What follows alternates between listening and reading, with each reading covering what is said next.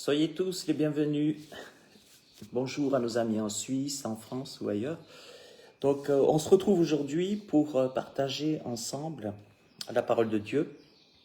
Et j'avais à cœur, j'ai mis cet article sur mon site de pasteurenligne.fr, de parler de l'apparence, de notre rapport à l'apparence.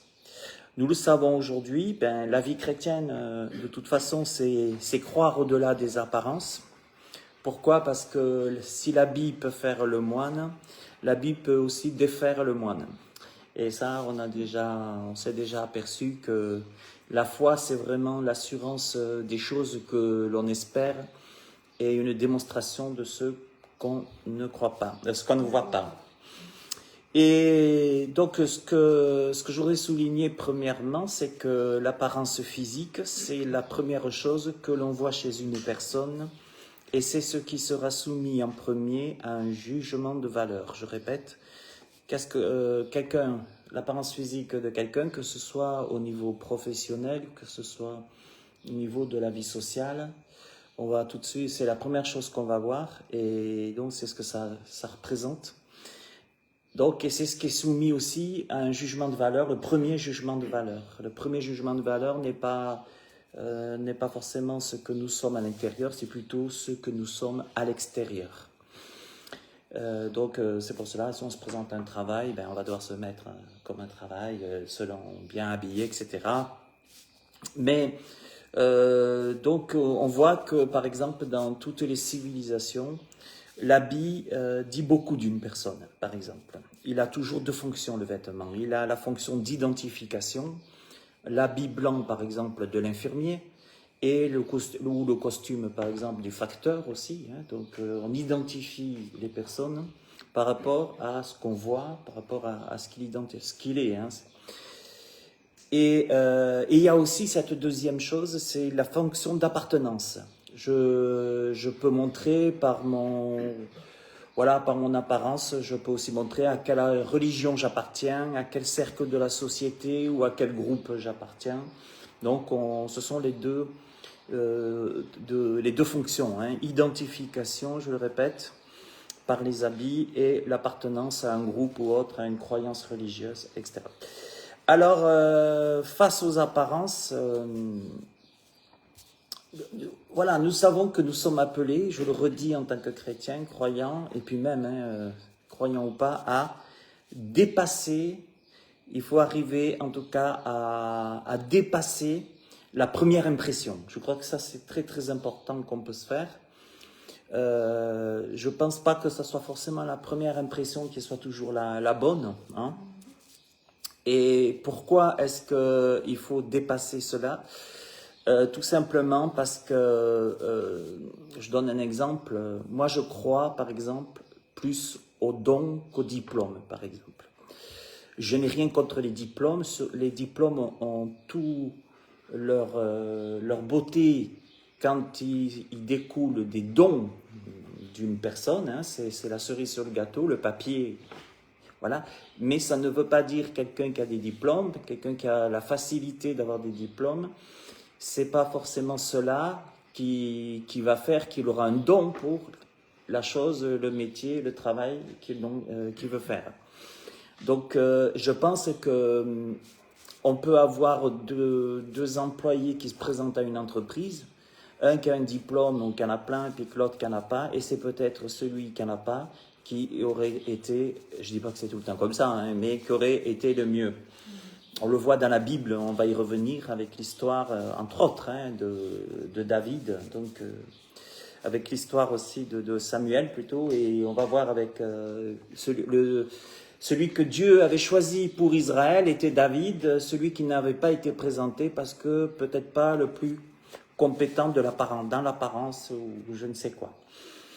Donc déjà, il faut savoir une chose, c'est que Dieu ne regarde pas aux apparences. Donc si Dieu ne regarde pas aux apparences, donc il nous faut faire nous-mêmes il faut aller dans son exemple. Et c'est pour ça que je crois que face aux apparences, on doit calquer notre regard sur celui de Dieu. Il faut apprendre à regarder selon Dieu.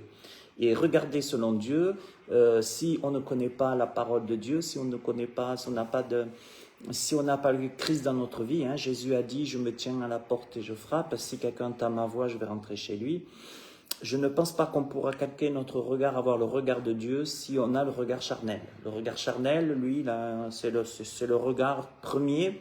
C'est le regard premier, donc, comme je l'ai dit, que ce soit au niveau d'un travail, que ce soit au niveau d'un groupe ou d'appartenance.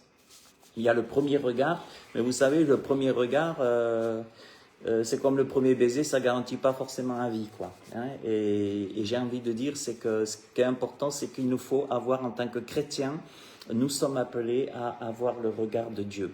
Et pour avoir le regard de Dieu sur une situation, il nous faut avoir l'Esprit de Dieu. Parce que si je n'ai pas l'Esprit de Dieu, ben je ne pourrai pas avoir le regard de Dieu.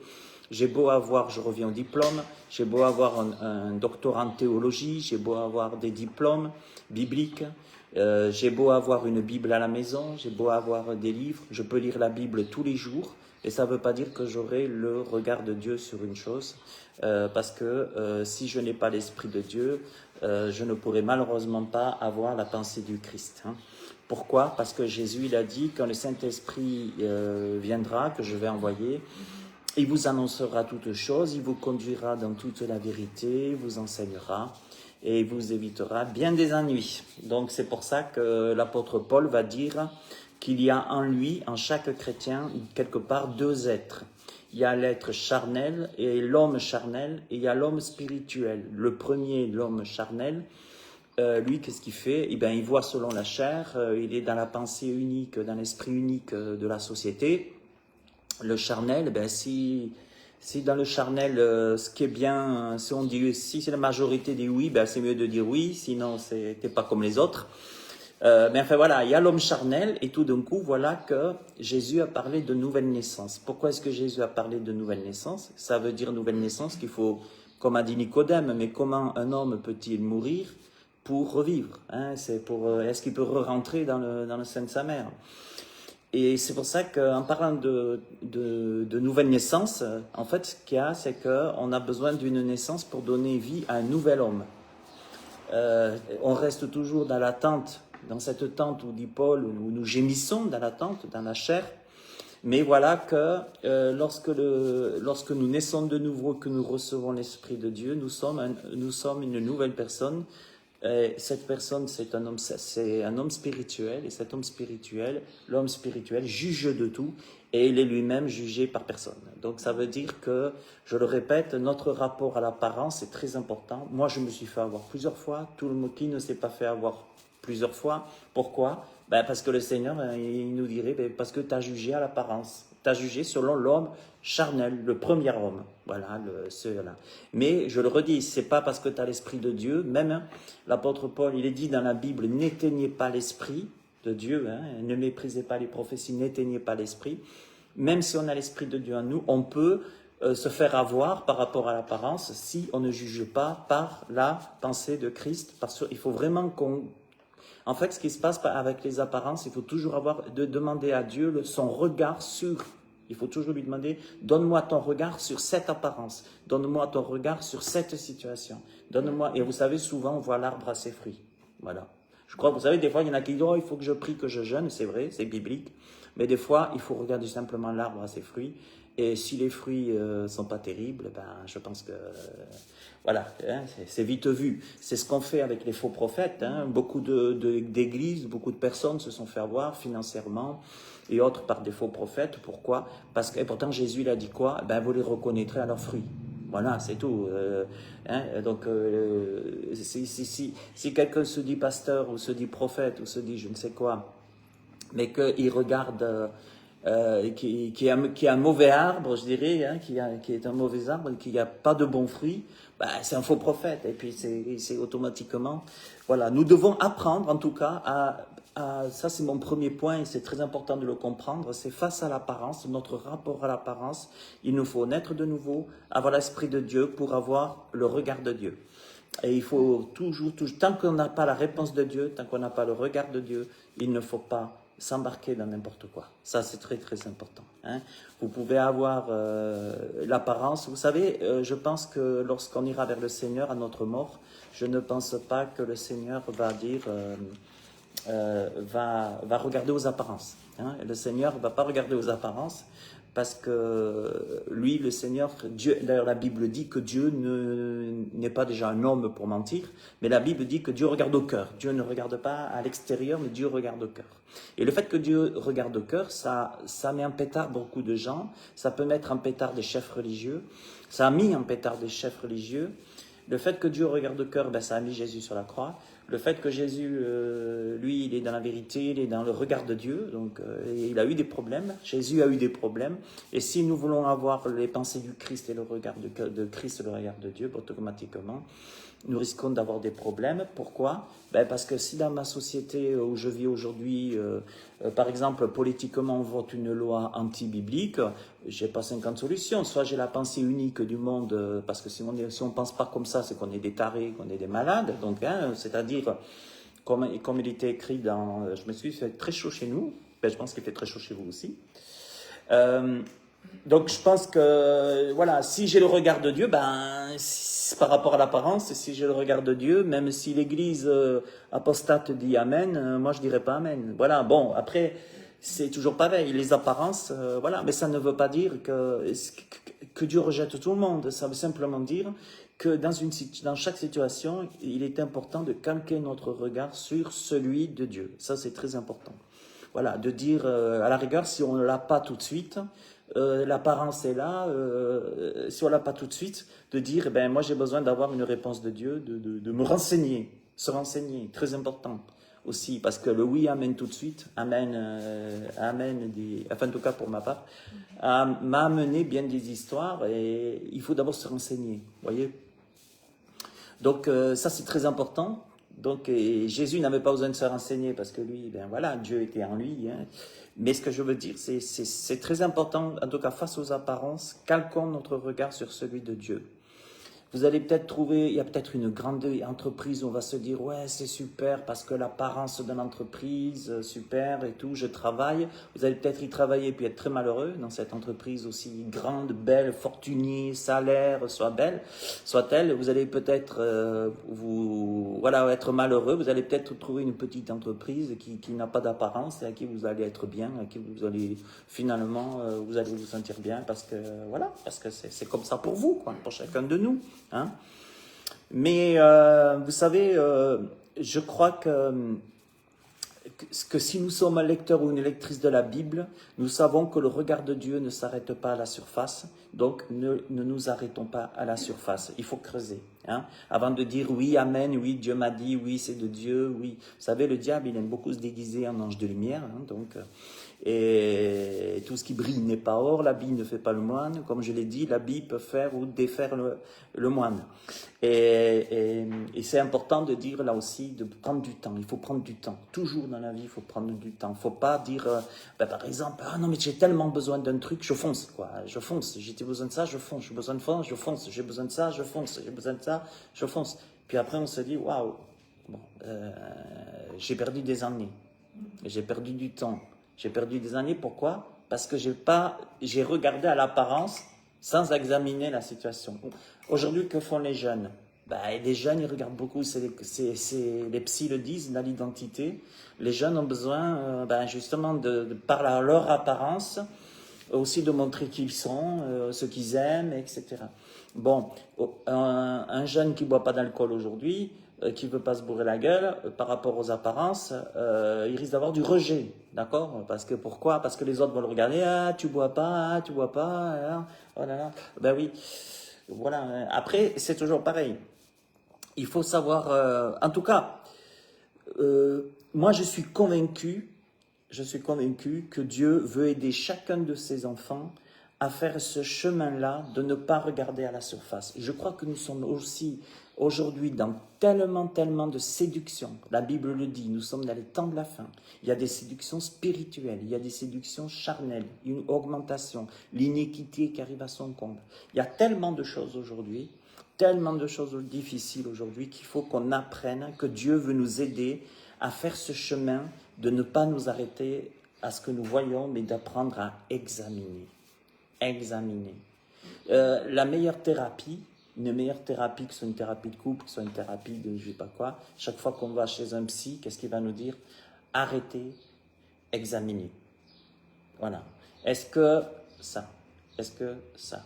Est-ce que ça? Parce que si on reste à l'apparence, on peut être, par exemple, un couple ou autre, on peut être une bonne apparence. Les gens, d'ailleurs, quand tu nous vois, quand tu vois dehors, tu vois les gens, les couples et tout, ils disent, waouh, belle apparence. Puis un jour, tu apprends, ah bon, quoi? Ah non, mais alors ça, mais j'aurais jamais cru.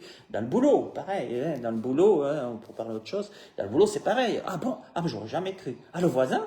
Ah, j'aurais jamais cru. La voisine? J'aurais jamais cru. Voilà, ça, c'est l'apparence. Mais si on veut faire un travail par rapport à arrêter parce que pour moi, on est des hypocrites. Je trouve qu'on est des hypocrites quand on n'est pas nous-mêmes. Puis on n'est pas forcément heureux quand on n'est pas nous-mêmes, quand on s'arrête aux apparences. On peut toujours faire une apparence. Alors il y en a qui vont dire, ouais, pour les thérapies de couple, il faut aller au restaurant. Tu peux aller au restaurant avec les apparences, jouer roucoulé, ma chérie, je t'aime, je te promets le sel au baiser de ma bouche, et le lendemain, je te promets la gueule au baiser de ma bouche, quoi. Mais les apparences, je crois qu'il faut qu'on arrête dans la vie d'être hypocrite. Je pense que c'est protéger aussi, apprendre à nos enfants. Tu vas voir, aujourd'hui, on voit beaucoup de choses. On entend beaucoup de choses. Nos enfants entendent beaucoup de choses. Ils vont à l'école, ils vont aussi, ils vont là. Et ils vont arriver à la maison, ils vont dire, je suis paumé, moi. Je suis paumé, quoi. Je suis pas forcément. Et il faut leur apprendre que ce qu'ils voient, c'est la réalité. Mais que les apparences, il ne faut pas s'arrêter à ce qu'on voit. Et que c'est pas forcément parce que ton meilleur copain, ta meilleure copine te dit que ça, c'est parole de Dieu, c'est amen, ou ça, c'est bien, qu'automatiquement, ça y est. Et il faut apprendre que si l'être humain a été trompé, il devient trompeur aussi. Il peut devenir trompeur, et vice-versa. Voilà, et c'est ça qui est très important. Alors, continuons. En tout cas, moi j'aime un passage biblique, mais qui me façonne, qui m'a toujours façonné à ce sujet, où Dieu veut que nous apprenions à ne pas s'arrêter à l'apparence et à ne pas juger sur l'apparence. C'est 2 Rois 15, c'est mentionné dans 2 Rois 15, je vais vous le lire. Le serviteur de l'homme de Dieu se leva de bon matin et sortit. Et voici une troupe entourait la ville avec des chevaux et des chars. Et le serviteur dit à l'homme de Dieu, « Ah, mon Seigneur, que ferons-nous » Donc c'est vrai qu'il y a de quoi avoir peur, hein, donc une troupe. Hein. Il répondit, « Ne crains point, car ceux qui sont avec nous sont en plus grand nombre que ceux qui sont avec eux. » Humainement, avec l'apparence, c'était faux ce qu'il était en train de dire. C'était faux. C'était faux. Vous savez, Israël a toujours rencontré ce problème. Regardez aussi Israël aujourd'hui. Le Liban veut l'exterminer, l'Iran veut l'exterminer, enfin tout part de l'Iran. L'Iran veut l'exterminer, le Liban veut l'exterminer. De toute façon, tout ce qui est au pays arabe à côté veut exterminer Israël. Pourquoi ils sont toujours là? Si je regarde au niveau des hommes, mon premier regard, l'apparence, et en plus, quand je regarde la petite carte d'Israël par rapport au globe du monde, je me dis, ils ne doivent pas être là. C'est impossible au regard humain. Et voilà que là, chaque fois, là de nouveau, et ça, pour changer, c'était les Syriens là. C'était les Syriens. Je vais voir. On va le lire. Élisée pria. Donc, Élisée, pourquoi il prie? Ça veut dire qu'Élisée ne va pas regarder, il va aller au-delà de l'apparence. Parce que dans l'apparence, on est foutu. Ça vous rappelle aussi quand Josué, le pays promis, hein, quand ils sont rentrés dans le pays promis, tout de suite, oh, mais c'est des géants, on est foutus. Non, avant qu'ils rentrent, c'est des géants, on va être foutus, on va se faire bouffer, oh, mais pourquoi tu nous as fait sortir des pays d'Égypte? Moi, on avait des concombres, des cornichons, des tomates et tout. Pourquoi tu nous as fait sortir d'Égypte? Moi, je préférerais mieux retourner. Et Dieu, il y a eu d'ailleurs énormément de morts suite à cette-là. Et puis, deux hommes, il y a Josué, il y a Caleb qui arrivent, et puis qu'eux, par contre, ils vont dire, non, si Dieu veut nous donner, il nous le donnera. Mais avec l'apparence, ça c'est premièrement de ce que nous voyons, c'est foutu. Pourquoi, hein, c'est comme Moïse, ils sortent d'Égypte, les Égyptiens qui arrivent derrière parce qu'ils ne sont pas d'accord. Tout d'un coup, tu arrives à la mer Rouge, puis la mer Rouge, nous on l'a vu en Égypte, on a vu ce que c'était. C'est quand même la mer Méditerranée, quoi. Je veux dire, c'est pas non plus, c'est pas le petit fleuve où on trempe le bout du pied. Hein. Mais pareil, humainement l'apparence, ça y est, les Égyptiens arrivent, ils nous reprennent et on va repartir dans l'esclavage. Ça c'est l'humain, c'est l'apparence, c'est l'homme charnel, c'est l'homme sage, soi-disant, qui fait preuve de sagesse. Et là, il est dit, Élisée pria. Et dans notre situation, dans nos situations, il faut faire ça. Pour se dire par rapport à l'apparence, attention, je vais quand même prier, je vais me renseigner, je vais prier. Et dit, Éternel, ouvre ses yeux pour qu'il voie. Ben voilà, la prière, on l'a. Chaque jour, Seigneur, là, je ne sais pas trop par rapport à l'apparence, j'ai pas la réponse, on me propose ça, j'ai ça devant mes yeux aujourd'hui, Seigneur, ouvre mes yeux pour que je voie. Voilà, on a la prière. On a la prière par rapport à l'apparence. Ouvre mes yeux, si j'ai pas la réponse, ouvre mes yeux pour que je vois. Et l'Éternel ouvrit les yeux du serviteur. C'est beau quand Dieu répond, là, il ouvre les yeux du serviteur. Et puis qu'est-ce qu'il s'aperçoit? Il voit qu'il vit la montagne pleine de chevaux et de chars de feu autour d'Élisée. Ah ben mince, ça je ne les avais pas vus. Au moment où il demande, Élisée prie son serviteur, Dieu ouvre-lui les yeux. Il lui ouvre les yeux, qu'est-ce qu'il voit? Plein de chevaux, des anges, d'armées célestes.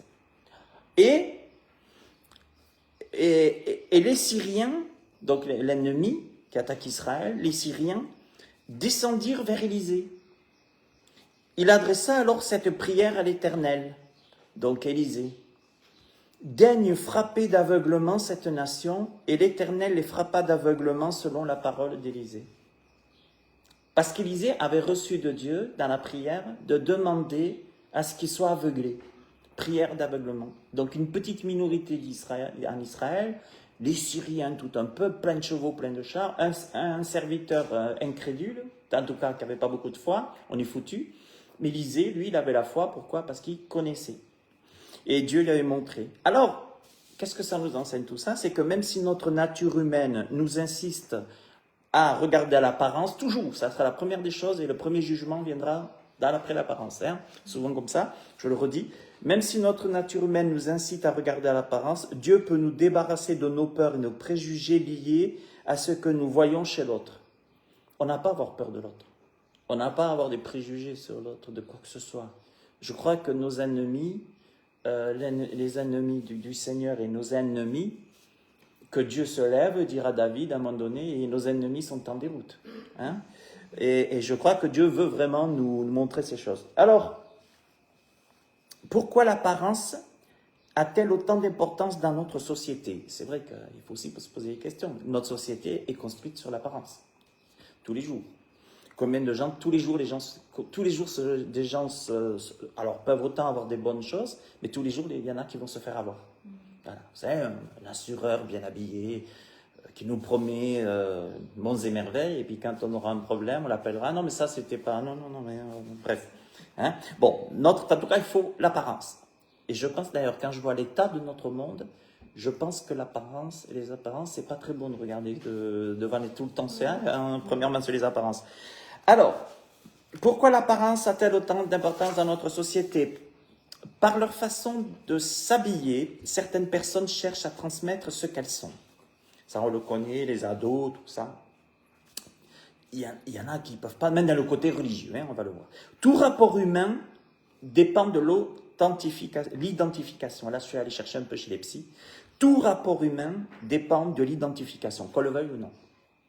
J'ai besoin de voir quelques similitudes entre moi-même et les autres. C'est-à-dire le fonctionnement de l'être humain, c'est quoi? C'est j'ai besoin de m'identifier dans la personne. Et la personne a besoin de s'identifier. On peut devenir de bons amis quand on va s'identifier, on va voir. Ça, c'est le principe de l'être humain. Il voit, il regarde, là, je pourrais m'identifier à lui, ou je pourrais m'identifier à elle. Donc, c'est bon. Allez, let's go. C'est pas forcément juste. C'est vrai, c'est pas vrai. C'est pas forcément. À l'époque de Jésus, les pharisiens, les scribes, dont les prêtres, avaient la responsabilité d'enseigner au peuple la volonté de Dieu. Ça, c'était leur job. Mais voilà que ces derniers faisaient céder la religion à leurs intérêts mondains. Vous allez voir, dans Matthieu 23, 5, Jésus dit « Ils font toutes leurs actions pour être vus des hommes. » Alors ça, voilà, l'appartenance à une religion, l'appartenance. Vous savez, il y a des gens, ils ne peuvent pas enlever leur habit religieux. S'ils l'enlèvent, ils se suicident parce que c'est devenu une idolâtrie. En fait, c'est devenu une idolâtrie, c'est comme le tatouage. Le tatouage, c'est pour ça que la Bible des conseils de tatouage, parce qu'il ne faudrait pas que ça nous amène à perdre notre identité, en fait. Voilà.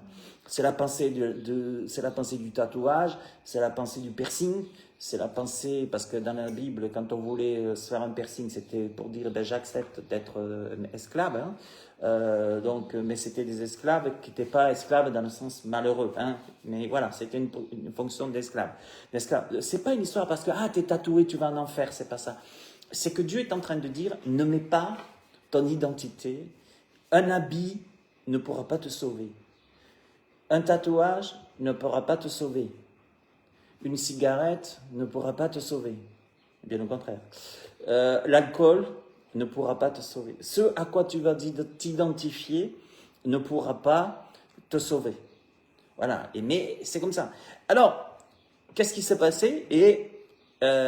En fait, ils faisaient céder la religion à leurs intérêts mondains. Ils profitaient de leur habit, ces religieux, les prêtres. Hein, on le voit aujourd'hui, ça existe encore, les prêtres, les pasteurs, dans tous les milieux, toutes les églises, partout. Tout le monde n'est pas agneau. Hein. Mais il y en a, voilà, ils sont là, et puis ils disent, regardez-moi, puis tu as des gens, touchez-moi, touchez-moi, oh, cet homme, il est meilleur que moi, Non, ça, c'est que du mensonge. Tout ça, c'est du mensonge. Ça s'appelle l'idolâtrie, ça s'est infiltré dans les églises, ça s'est infiltré partout. Comme ça, tu mets une grappe. Tu mets une grappe sur la personne, et puis un jour, on va te dire « Ah, mais attention, non, il n'y a qu'un prêtre qui peut exorciser, attention, il n'y a qu'un prêtre qui peut ci, un prêtre qui peut ça. » Oui, bien sûr. Ça, c'est des conneries. Voilà. Et c'est pas du tout biblique, mais ça, par cette façon de faire, de se montrer, les gens, dès qu'ils voient passer... même un uniforme, hein, c'est connu. Il y a des personnes, ils voient des gens avec des uniformes. Quand un policier a l'uniforme de police, il y en a, ils changent leur vision. Cette personne enlève l'uniforme de la police. Ouais, d'accord, quoi. Ouais. Mais ça, l'uniforme, hein, c'est quelque chose. Et regardez ce que Jésus va se fâcher. Jésus va se fâcher avec tous ces prêtres, ces gens. Il va dire, ils font toutes leurs actions pour être vus des hommes. Voilà, c'était leur but. Voilà. Donc ils sont censés annoncer la loi de Dieu. C'était leur fonction. Et eux, ils font quoi? Ils vont mettre leurs habits pour faire quoi? Pour être vus des hommes. Regarde-moi, je suis serviteur de Dieu. Alors, pareil dans le milieu évangélique, pareil dans le milieu catholique, pareil dans le milieu protestant. Monsieur le pasteur, monsieur si. Jésus a dit que personne ne vous appelle mon Père. N'appelez personne Père. Parce que seul Dieu est Père. Et on peut être des pères spirituels, des enfants spirituels, mais ce n'est pas la même chose. Et pourquoi? Parce que Jésus condamne ce geste qui consiste à afficher leur dévotion religieuse afin de s'attirer les louanges des autres. Voilà la clé aussi. Chaque personne a besoin d'être complimentée. Ça, je le crois. On a tous besoin, Proverbe 31, il loue sa femme, hein, la femme vertueuse, il la loue. On a besoin de louer. On a besoin, les gens, ils ont besoin, au lieu d'être tout le temps massacrés, ils ont besoin d'être encouragés. La femme a besoin d'être encouragée, le mari a besoin d'être encouragé. On a besoin de se dire les choses qui vont bien aussi. Mais, attention, il y a aussi ce qu'on appelle l'hypocrisie. Hein, et je crois que vraiment, le but, c'est pas de s'attirer des louanges de l'autre, dans un but que ça soit pas déjà réciproque, et puis de se prendre pour un chef, pour un supérieur, hein, d'accord? D'ailleurs, les vrais patrons, ce sont des serviteurs qui complimentent et qui savent aider. Hein. Jésus critiquait le fait de quoi? Qu'il se préoccupe de choses moins importantes et qu'il néglige les choses les plus sérieuses de la loi. Je vais vous lire le discours de Jésus dans Matthieu 24, 23, 1. Ben là, on va le voir. Alors Jésus, parlant à la foule et à ses disciples, dit « Les scribes et les pharisiens sont assis dans la chaire de Moïse. » Vous voyez déjà? Voilà. « Faites donc et observez tout ce qu'ils vous disent, mais n'agissez pas selon leurs œuvres. » Donc Jésus est en train de dire, donc chez les religieux qui aiment bien s'asseoir sur la chaire de Moïse, vous faites, du moment qu'ils vous prêchent la parole, faites-le, parce que c'est biblique, c'est ce que Dieu veut, faites-le, mais ne leur ressemblez pas. N'agissez pas selon leurs œuvres. Ça veut dire quoi? Ça veut dire que normalement, quand on va dans une soirée biblique, une soirée d'évangélisation, quand on va à l'église, normalement, on doit écouter un prédicateur, on doit mettre en pratique quand il prêche la parole de Dieu, je dis bien la parole de Dieu, mais on ne doit pas chercher à ressembler à cette personne. Même, on pourrait dire, oui, mais Paul a dit, soyez mes imitateurs comme je suis de Christ. Attention, on peut l'imiter dans la bonne chose, ça c'est clair, dans sa façon, en fait, de ce que lui, il vit, ce qu'il prêche. Mais il peut y avoir des pièges. Car ils disent et ne font pas. En plus, c'est terrible, parce que, donc, on peut dire Amen à la parole de Dieu, mais Jésus dit, faites attention, parce qu'ils le disent, mais ils ne le font pas eux-mêmes. On appelle ça les donneurs de leçons sur l'estrade. Ouais, donnez votre dîme, bien sûr, l'argent, donnez votre dîme, donnez l'argent, donnez ci, donnez ça. Voilà. Mais eux, c'est pas forcément eux qui vont faire les choses. Et regardez bien, il continue, Jésus. Il lie des fardeaux pesants et les met sur les épaules des hommes. Donc, il prêche la parole, il la prêche d'une façon accusatrice, c'est-à-dire la loi. Ils oublient la grâce, mais ils restent sur la loi. Voilà. Paf, si tu fais ça, tu vas en enfer. Si tu fais ça, tu vas en enfer. Si tu fais ça, tu vas en enfer. Mais il dit, ils mettent, bon, après c'est vrai que comment tenir des gens, comment tenir des personnes, ben vous leur mettez des fardeaux, vous les massacrez psychiquement, puis vous les gourous, ils font souvent comme ça. Hein. Ils lient les fardeaux pesants et les mettent sur les épaules des hommes, mais ils ne veulent pas les remuer du doigt. Ils font toutes leurs actions pour être vus des hommes. Voilà. Alors aujourd'hui, c'est ça. Aujourd'hui, on est beaucoup dans l'apparence, dans la première apparence. Et aujourd'hui, les gens ils sont là. Oh, je me rappelle lorsque Macron est venu au pouvoir. Ah, mais il est beau. Enfin bon, chacun sait où, hein. Mais bon, il est beau. Ah, mais il est jeune. Ah oui. Et puis il y en a qui maintenant. Voilà. Bon, il y en a qui sont tellement cons qu'ils le revoteraient demain encore. Mais c'est pas grave. Et ils font toutes leurs actions pour être vus des hommes. Ainsi, ils portent de larges phylactères et ils ont de longues franges à leurs vêtements. C'est-à-dire qu'ils ont vraiment le côté religieux comme il faut. Ils aiment la première place dans les festins. Ah tiens.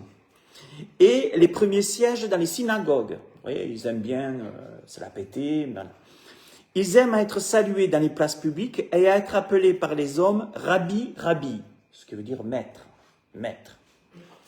Le danger de l'apparence, je termine. Le danger de l'apparence, c'est de montrer qu'on est clean. Ça, c'est le danger de l'apparence. Le danger de l'apparence, moi je suis sale, lui il est clean. Ah, c'est mon maître, lui il est clean, il est sans péché, il est... Comment? Mais c'est pas possible.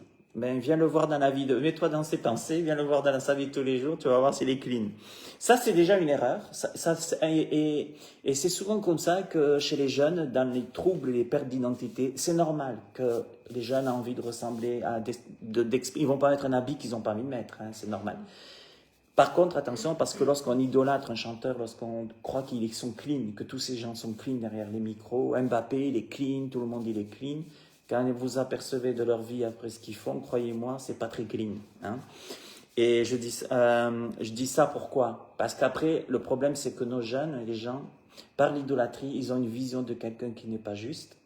Ils mettent non seulement sur des fardeaux sur leurs épaules, parce qu'Mbappé, le jour où il est plus idolâtré, après c'est des labs, hein, c'est des locs, hein, c'est des gens après, le jour où ils sont ruinés, s'ils sont ruinés ou s'ils n'ont plus la louange et l'adoration des gens, c'est des gens, après, tu peux les voir dans la drogue, dans les suicides, dans l'alcool, c'est fini. Eux, ils vivent de la sang, hein, ils vivent de la robe, hein, comme je disais, hein, ils vivent de l'habit. Hein.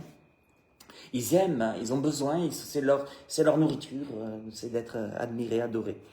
Et ils aiment être salués. Voilà. Le danger de l'apparence, c'est de montrer qu'on est clean en dehors, tout en cachant ce qu'on est à l'intérieur. Ça, c'est le danger de l'apparence. Il est clean dans le dehors, mais à l'intérieur, moi, je ne m'occupe pas de l'intérieur, je ne sais pas, je ne veux pas juger, mais il est clean, c'est tout ce qui m'importe. Ben, fais attention. Conclusion, l'habit ne fait vraiment pas le moine. Lorsque Dieu demande à Samuel de choisir un nouveau roi parmi les fils d'Isaïe, sa première pensée est de choisir Eliab, car il est grand de taille. Voilà, ça c'est l'apparence. Ah, il y en a un comme il est grand de taille. Bon, ben, de mauvaises nouvelles pour les petits, pour les Italiens, pour les tout. Ils n'auraient pas choisi un Italien ou un petit, un nain ou autre.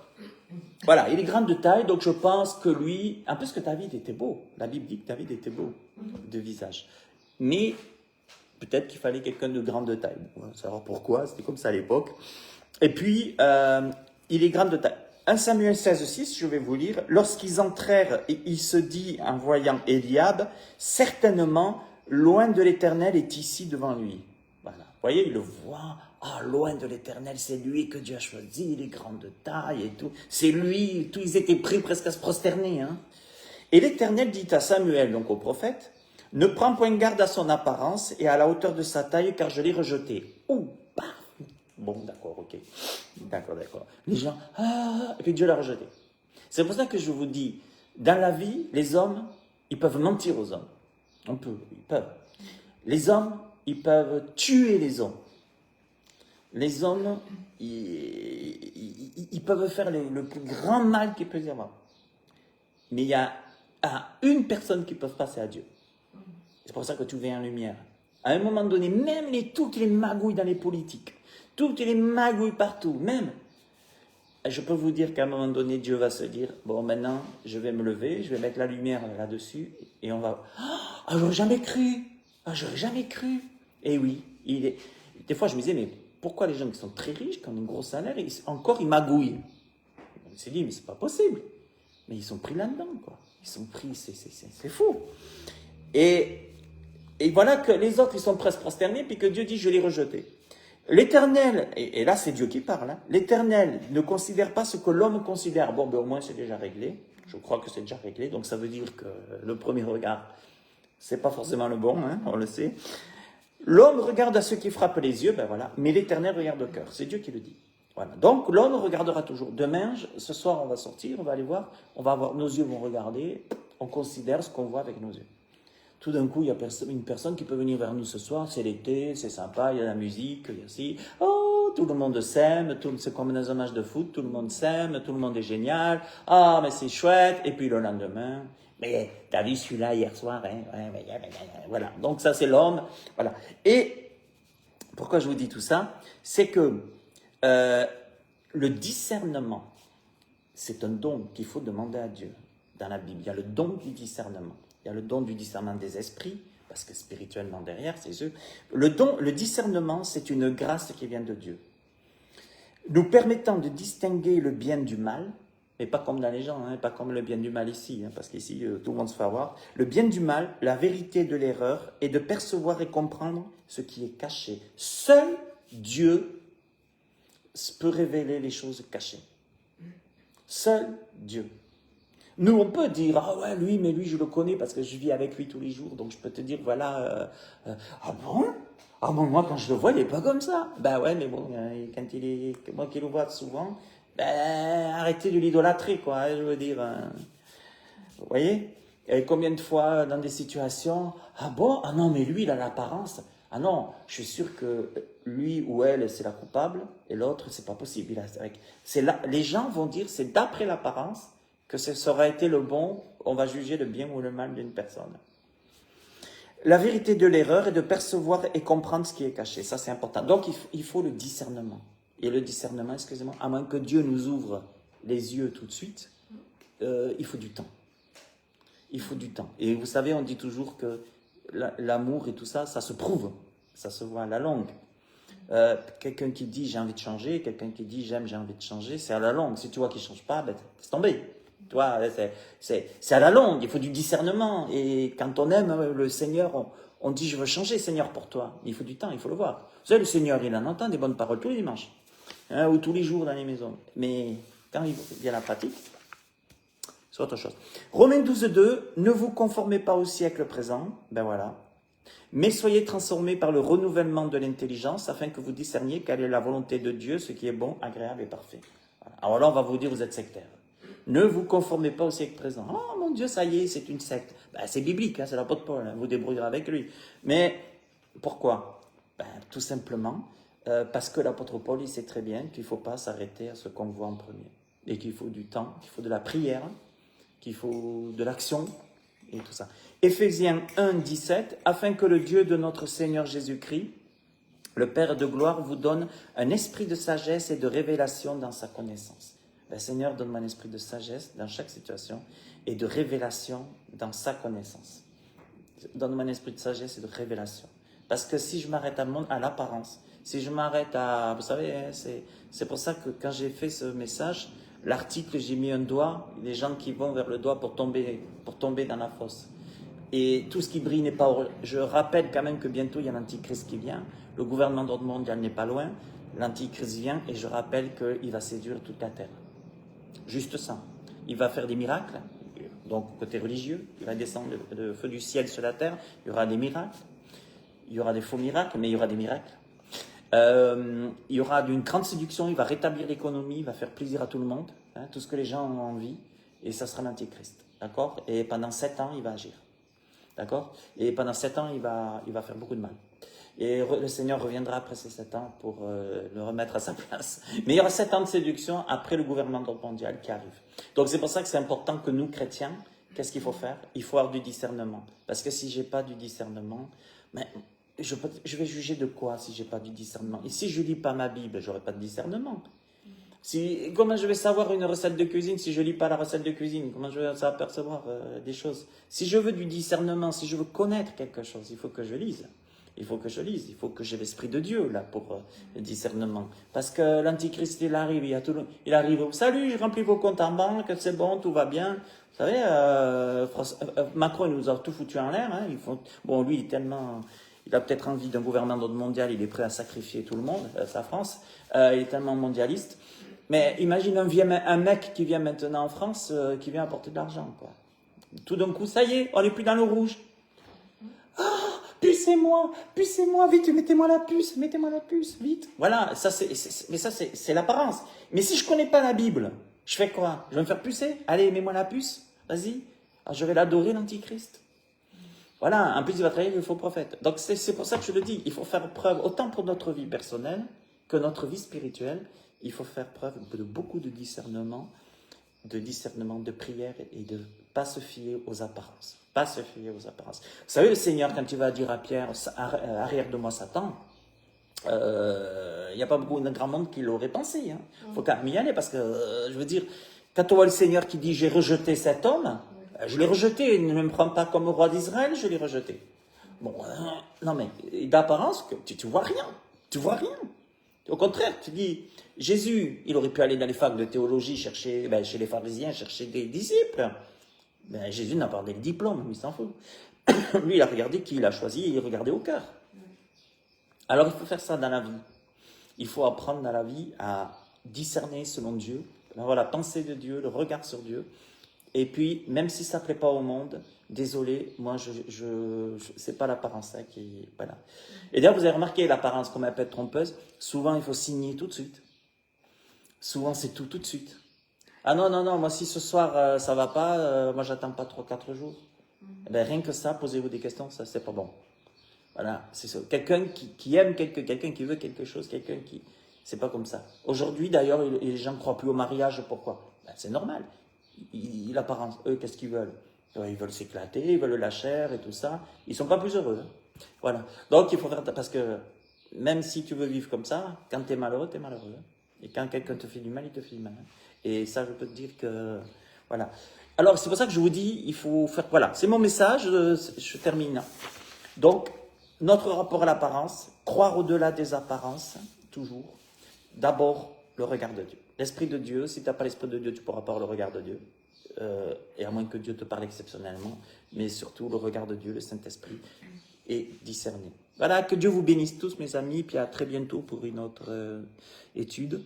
Et puis, je vous souhaite encore un bel été. N'hésitez pas à aller sur ma chaîne YouTube pasteurenligne.fr. Vous tapez pasteurenligne.fr sur ma chaîne YouTube. Vous pouvez aussi vous abonner sur la newsletter sur le site pasteurenligne.fr. Retrouvez cette méditation, cet enseignement sur le site aussi. Voilà, donc, et je vous souhaite vraiment une bonne continuation, bonne soirée. À bientôt.